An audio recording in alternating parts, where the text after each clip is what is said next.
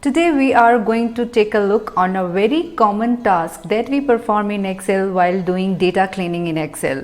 This is also one of the very common interview questions if your profile demands Excel. So what are the ways and how we can remove duplicates in Excel? So let's check it out.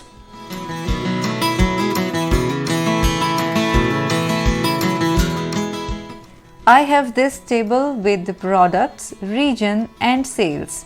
Now I want to remove duplicates in this table. What are duplicates actually?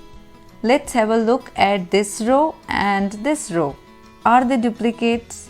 No, because the products and regions are same but the sales value is different, right?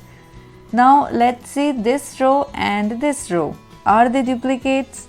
Yes, because all the values in all the columns matches with each other.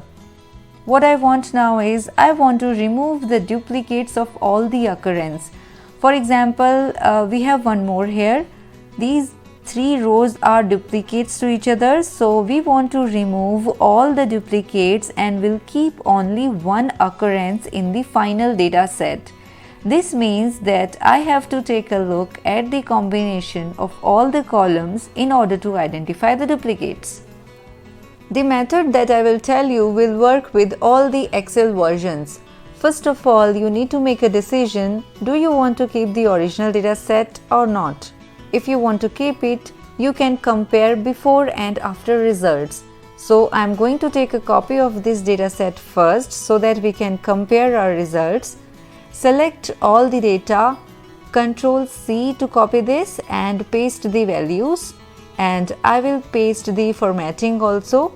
Now click anywhere in this data set, go to data and you have this option remove duplicates.